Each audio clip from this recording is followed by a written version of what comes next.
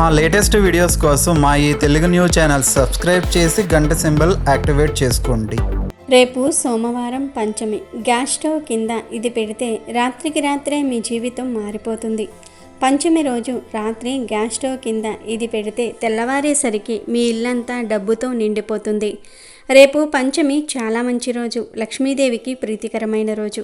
ఈ పంచమి రోజున వంటగదిలో ఉండే గ్యాస్ స్టవ్ కింద ఒకటి పెడితే మీకు లక్ష్మీదేవి అనుగ్రహం లభిస్తుంది. లక్ష్మీదేవికి మన ఇంట్లో ఉండే పూజగది అంటే ఎంత ఇష్టమో వంటగది అంటే కూడా అంతే ఇష్టం. ఎందుకంటే లక్ష్మీదేవికి ప్రీతికరమైన వస్తువులు దాదాపు వంటగదిలోనే ఉంటాయి కాబట్టి మన వంటగదిలో ఉండే వస్తువులు ఎప్పుడూ కూడా పరిశుభ్రంగా ఉంచుకోవాలి. ముఖ్యంగా వంట చేసుకునే గ్యాస్ స్టవ్ను ఎప్పటికప్పుడు శుభ్రం చేసుకుంటూ ఉండాలి. స్టవ్పై పాల మరకలు, కూర మరకలు ఏవి పడినా వెంటనే తుడిచి వేసుకోవాలి. స్టవ్ను శుభ్రం చేసే క్లాత్ను కూడా శుభ్రంగా ఉంచుకోవాలి. స్టవ్పై ఉప్పు, కారాలు, మసాలాలు చల్లకూడదు. కొంతమంది వంట చేస్తే ఉప్పు, కారాలు, కూరగాయలు స్టవ్ మీద చుట్టూరా పడిపోతూ ఉంటాయి.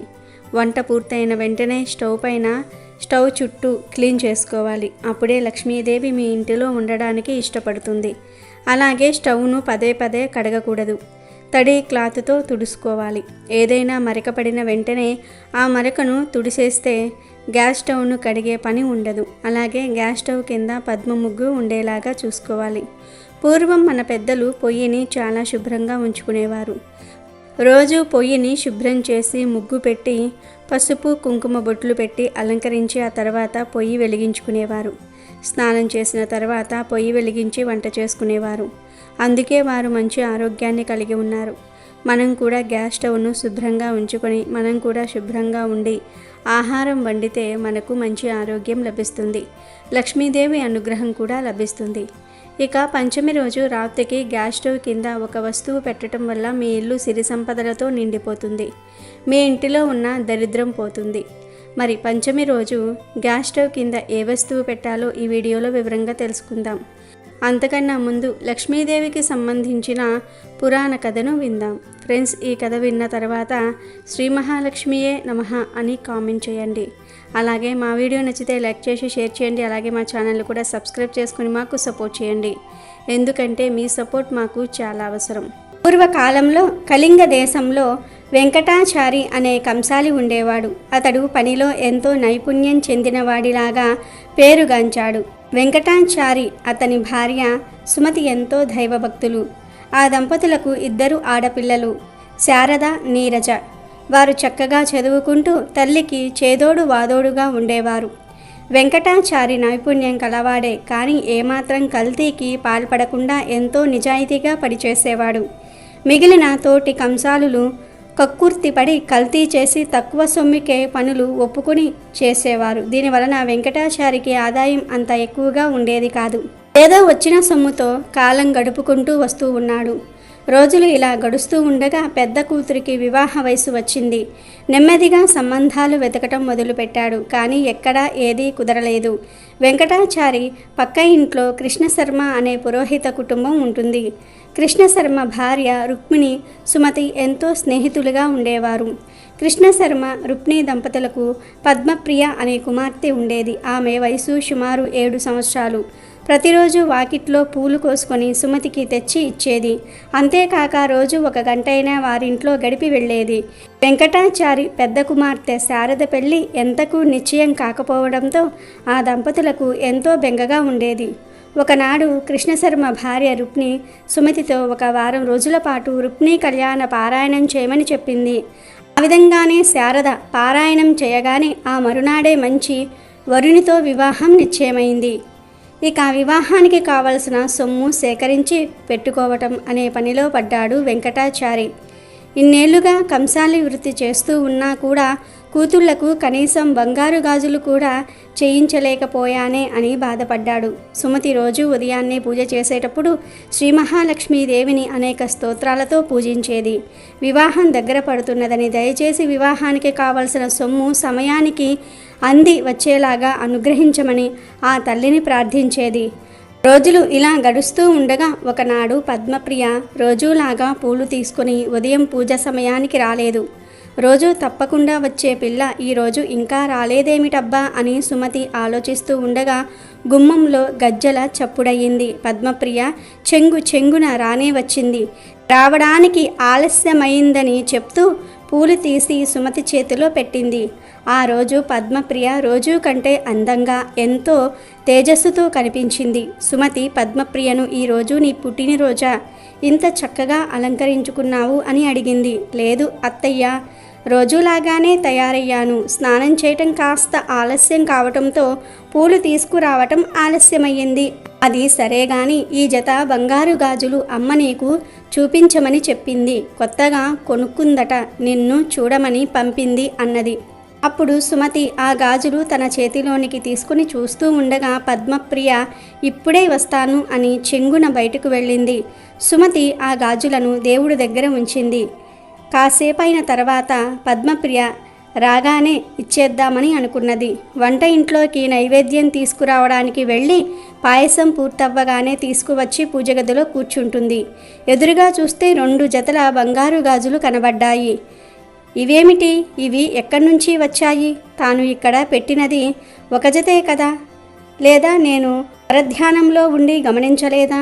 పద్మప్రియ నా చేతికి 2 జతలు ఇచ్చిందా అని తలుస్తూ పూజ పూర్తి చేసి దేవునికి నైవేద్యం పెట్టింది. ఆ 2 జతల గాజులను తీసుకుని రుక్మిణికి ఇవ్వాలని వారింటికి వెళ్ళింది. ఆమెను చూసిన రుక్మిణి, ఏమిటి వదిన చేతిలో ఆ బంగారు గాజులు ఎక్కడివి? పిల్లలిద్దరికీ చేయించావా అని అడిగింది. ఇది విన్న సుమతి నోట మాట రాలేదు. అదేమిటి వదిన, ఇందాక పద్మప్రియ వచ్చి ఇచ్చింది కదా, నీవు కొనుక్కున్నావని నాకు చూపించమని చెప్పింది కదా అని అన్నది. అప్పుడు రుక్మిణి, అదేమిటి వదిన, పద్మప్రియ మీ ఇంటికి రావటమేమిటి? నిన్నటి నుంచి పిల్లకు ఒక్కటే జ్వరం, మంచం దిగనే లేదు, ఎక్కడికి వెళ్ళలేదు. అస్సలు ఆమె మీ ఇంటికే రానప్పుడు ఈ గాజులు ఎలా తెస్తుంది? అయినా నేను ఈ మధ్య అసలు గాజులే కొనుక్కోలేదు అని అన్నది. ఇది విన్న సుమతికి ఎంతో ఆశ్చర్యం కలిగింది. మరి ఇందాక వచ్చినది ఎవరు? ఆ గాజులు ఇచ్చినది ఎవరు అని ఆలోచిస్తూ ఉండగా ఆ వచ్చినది సాక్షాత్తు శ్రీ మహాలక్ష్మీదేవియే అని తోచింది. ఈ విషయమే రుక్మిణితో అన్నది. వారిద్దరూ ఎంతో ఆశ్చర్యపోయారు, మరెంతో ఆనందపడ్డారు. జరిగిన విషయమంతా వారి భర్తలకు చెప్పారు. వెంకటాచార్య దంపతుల సంతోషానికి అంతులేదు. వచ్చినది సాక్షాత్తు శ్రీ మహాలక్ష్మీదేవియేనని గ్రహించారు. తమను అనుగ్రహించిన ఆ జగన్మాతను ఎన్నో విధాలా స్తుతించారు. తమ కుమార్తెలకు సాక్షాత్తు ఆ శ్రీ మహాలక్ష్మీదేవియే బంగారు గాజులను అనుగ్రహించిందని ఎంతో ఆనందపడ్డారు. ఇద్దరూ పూజగదిలో నుంచుని ఆ జగన్మాతను స్మరిస్తూ ఇలా అన్నారు. ఓ లోక జనని, దారిద్ర్య దుఃఖాన్ని పాపాంధకారాలను పారద్రోలే అమృతమూర్తివి నీవే తల్లి. దీనులైన వారి బాధలను అన్నిటినీ నశింపచేసే నీ కరుణా కటాక్షములు మాపై ప్రసరింపుము తల్లి. నీకివే మా నమస్కారాలు అమ్మ. మిక్కిలి దయగలిగిన నీ కడగంటి చూపులతో నీ కరుణామృతాన్ని మాపై కురిపించు తల్లి. నీవు సర్వమంగళ ప్రదాయినివి. సకల చరాచర జగత్తు యందు నీవే వ్యాపించి ఉన్నావు తల్లి. నీకివే మా ప్రణామములు. నిన్ను నమ్మిన వారికి సర్వ శుభములను అనుగ్రహించే లోక పావనివి. నీకివే మా నమస్కారములు అని పరివరి విధాల ప్రార్థించారు. లక్ష్మీదేవి తమకు సాయం చేసినందుకు ఎంతో సంతోషించారు. ఇక వీడియోలోకి వస్తే, రేపు పంచమి రోజు రాత్రి అందరూ కూడా భోజనం చేసిన తర్వాత తిన్న పాత్రలను కడిగి వంటగదిని శుభ్రం చేసుకోండి. స్టవ్ వెనుక ఉన్న టైల్స్ను శుభ్రం చేసుకోండి. తర్వాత బియ్యపిండితో స్టవ్ కింద పద్మ ముగ్గు వేయండి. ముగ్గు మధ్యలో పసుపు కుంకుమ వేయండి. ఇప్పుడు ఒక ప్లేట్ తీసుకోండి, అందులో కొంచెం అన్నం వేయండి. ఈ పరిహారానికి మీరు 1 ముద్ద అన్నం ఎక్కువ వండండి. మీరు అన్నం తినే ముందు పరిహారం కోసం విడిగా అన్నం తీసి ఉంచండి. ఇప్పుడు ఆ అన్నంతో పరిహారం చేయాలి. ప్లేట్లో అన్నం వేశాక కొన్ని పాలు కూడా వేయాలి. పాలు లక్ష్మీదేవికి ప్రీతికరమైనవి. ఆ పాలను ఈ పరిహారంలో ఉపయోగించటం వల్ల మీ ధన సంపాదన విపరీతంగా పెరుగుతుంది. పాలు పోసిన తర్వాత అందులో నల్ల నువ్వుల పొడిని కూడా వేయాలి. మీ ఇంటిలో నల్ల నువ్వులు లేకపోతే తెల్ల నువ్వులను పొడి చేసి ఆ అన్నంలో వేయాలి. నువ్వుల పొడిని ఈ పరిహారంలో ఉపయోగించటం వల్ల మీరు పనులలో కలిగే ఆటంకాలు తొలగిపోతాయి. గ్రహాల అనుకూలత కలుగుతుంది. ఇతరుల వల్ల కలిగే ఇబ్బందులు కూడా తొలగిపోతాయి. అన్నంలో పాలు నువ్వుల పొడి వేసి ఆ ప్లేట్ను పట్టుకొని మీ సంకల్పం చెప్పుకోండి. మీకు ఏ సమస్యలు ఉంటే ఆ సమస్యలు చెప్పుకోండి. ఆ తర్వాత ఆ ప్లేట్ను స్టవ్ కింద వేసిన పద్మ ముగ్గుపై పెట్టాలి. తర్వాత వెళ్ళి పడుకోండి. ఇక మరుసటి రోజు ఉదయం నిద్రలేచి ముఖం కడుక్కొని గ్యాస్ స్టవ్ కింద పెట్టిన ప్లేట్ను తీయండి. ఆ అన్నాన్ని మీ వీధిలో ఉండే కుక్కలకు పెట్టండి. ఇలా కుక్కలకు ఈ ఆహారం పెట్టడం వల్ల మీ జీవితం మారిపోతుంది. జాతక దోషాలు కూడా తొలగిపోతాయి. అన్నపూర్ణాదేవి అనుగ్రహంతో పాటు లక్ష్మీదేవి అనుగ్రహం కూడా కలుగుతుంది. ఈ పరిహారం చేయటం వల్ల మీకు తిండికి బట్టకు లోటు రాదు. ఈ పరిహారం ప్రతి నెలలో వచ్చే పంచమి తిథి రోజు చేసుకుంటే అద్భుత ఫలితాలు కలుగుతాయి. మీ ఆర్థిక పరిస్థితి వృద్ధి చెందుతుంది. మీకు ప్రశాంతమైన జీవితం లభిస్తుంది. పంచమి రోజు రాత్రి గ్యాస్ స్టవ్ కింద వీటిని పెట్టి ఉదయం కుక్కలకు వాటిని ఆహారంగా వేయటం వల్ల మీ సమస్యలు కష్టాలు అన్నీ కూడా తొలగిపోతాయి. ఆనందకరమైన జీవితం లభిస్తుంది. మరి ప్రతి ఒక్కరూ కూడా రేపు పంచమి రోజు రాత్రి గ్యాస్ స్టవ్ కింద ఇప్పుడు మనం చెప్పుకున్న పదార్థాలను పెట్టి రాత్రి మీ జీవితాన్ని మార్చుకోండి. ఆనందంగా జీవించండి. లక్ష్మీదేవి అనుగ్రహాన్ని పొంది సిరి సంపదలను సొంతం చేసుకోండి. ఈ పరిహారం చేయటం వల్ల మీకు పితృదేవతల అనుగ్రహం కూడా కలుగుతుంది. ఇక మీకు తిరిగనేదే ఉండదు. మీ ఇంటిలో అన్ని శుభాలే జరుగుతాయి. రేపే పంచమి, చాలా మంచి రోజు. లక్ష్మీదేవికి చాలా ఇష్టమైన రోజు. అయితే ఈరోజు సాయంత్రం 6 తర్వాత 4 మందార పూలతో ఇలా చేస్తే చాలు. మీరు ఏది కోరుకుంటే అది గంటలో మీ కాళ్ళ దగ్గరకు వస్తుంది. మీ కోరికలన్నీ కూడా నెరవేరుతాయి. ఇంట్లో సమస్యలు, ఉద్యోగంలో సమస్యలు, వ్యాపార సమస్యలు అన్నీ పోతాయి. ఇల్లు కట్టుకోవాలి అనే కోరిక ఉన్నవారు ఈ పరిహారం చేస్తే తొందరలోనే మీ కోరిక తీరిపోతుంది. ఎందుకంటే ఈ పరిహారాన్ని మందార పూలతో చేస్తూ ఉన్నాం. మందార పూలు చాలా పవిత్రమైనవి. మందార పువ్వు పూజకు, అందానికి మాత్రమే కాకుండా అనేక రకాల దోషాలను తొలగించుకోవడానికి కూడా ఉపయోగపడుతుంది. మందార చెట్టును ఇంటి లోపల లేదా ఆవరణలో ఉంచటం వల్ల చాలా ప్రయోజనాలు ఉన్నాయి. ప్రధానంగా మనకు తెలియని వాస్తు దోషం ఏదైనా ఉంటే దాన్ని మందార చెట్టు నివారిస్తుందని పండితులు అంటూ ఉన్నారు. మందార పువ్వులు ప్రకృతిని అందంగా తీర్చిదిద్ది మనసుకు ఊరటనిస్తాయి. ఈ పువ్వులు దేవుడి పూజకు ఉపయోగపడతాయి. అంతేకాదు అనేక సమస్యల నుండి విముక్తి పొందటంలో కూడా ప్రభావవంతంగా పనిచేస్తాయి. దేవుడి పూజలోనే కాకుండా వాస్తుశాస్త్రంలో కూడా మందార చెట్టుకు ముఖ్యమైన స్థానం ఉంది. ఆర్థిక పరిస్థితి మెరుగుపడాలంటే ఆర్థిక సమస్యల నుంచి బయటపడేందుకు మంగళవారం హనుమంతుడికి, శుక్రవారం లక్ష్మీదేవికి ఎర్ర మందార పువ్వును సమర్పించాలని శాస్త్రాలు చెప్తూ ఉన్నాయి. ఇక ఎంతో పవిత్రమైన మందార పూలతో పంచమి తిథి ఉన్న రోజున చిన్న పరిహారం చేస్తే గంటలో మీకు ఉన్న కోరికలు తీరిపోతాయని శాస్త్ర పండితులు చెప్తూ ఉన్నారు. మరి పంచమి తిథి రోజు మందార పూలతో ఏం చెయ్యాలో ఇప్పుడు మనం ఈ వీడియోలో వివరంగా తెలుసుకుందాం. పంచమి తిథి అనేది అమ్మవారికి చాలా ఇష్టమైన తిథి. తీరని కోరికలు ఉన్నవారు ఈరోజు ఉదయం చక్కగా స్నానం చేసి శుచిగా ఉండే వస్త్రాలు ధరించి అమ్మవారిని పూజించండి. 4 ఎర్రటి మందార పూలు తెచ్చి అమ్మవారికి సమర్పించి తోచిన విధంగా పూజ చేసుకోండి. దీపము, ధూపము, నైవేద్యము ఇవేమీ అవసరం లేదు. జస్ట్ 4 పూలు అమ్మవారి ముందు పెట్టి ఏదో ఒక స్తోత్రం చదవండి. కుదరకపోతే ఓం శ్రీ మహాలక్ష్మియే నమః అనే మంత్రాన్ని 21 సార్లు జపించండి. తర్వాత మనస్ఫూర్తిగా మీ కోరికను చెప్పుకోండి. ఇక ఆ 4 మందార పూలను అలా అమ్మవారి ఫోటో దగ్గర వదిలివేయండి. మళ్ళీ సాయంత్రం 6 తర్వాత కాళ్ళు చేతులు కడుక్కుని పూజ గదిలోనికి వెళ్ళి అమ్మవారి దగ్గర పెట్టిన 4 మందార పూలను తీసి మీకు ఎక్కడైతే సమస్య ఉందో అక్కడ ఆ పూలను పాతిపెట్టేయండి.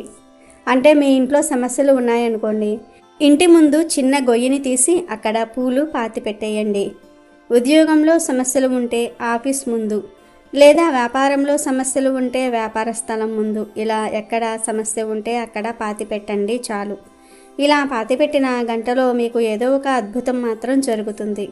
మీ కష్టం తీరే మార్గం తెలుస్తుంది. మీ కోరిక తీరే మార్గం కూడా తెలుస్తుంది. కనుక మీరు కూడా పంచమి రోజు 4 మందార పూలతో ఈ చిన్న పరిహారం చేసి మీ కోరికలను నెరవేర్చుకోండి. కష్టాలను తీర్చుకొని ఆనందంగా జీవించండి. రేపు పంచమి తిథి వచ్చిన అద్భుతమైన రోజు. పంచమి తిథి అంటే లక్ష్మీదేవికి ఎంతో ఇష్టం. అయితే ఈరోజు సాయంత్రం 5:30 నుండి 6:30 మధ్యలో ఇది వేసి ఒక దీపం వెలిగిస్తే చాలు, తరతరాలకు తరగని ఐశ్వర్యం వస్తుంది. మీ ఇల్లంతా ఐశ్వర్యంతో వెలిగిపోతుంది.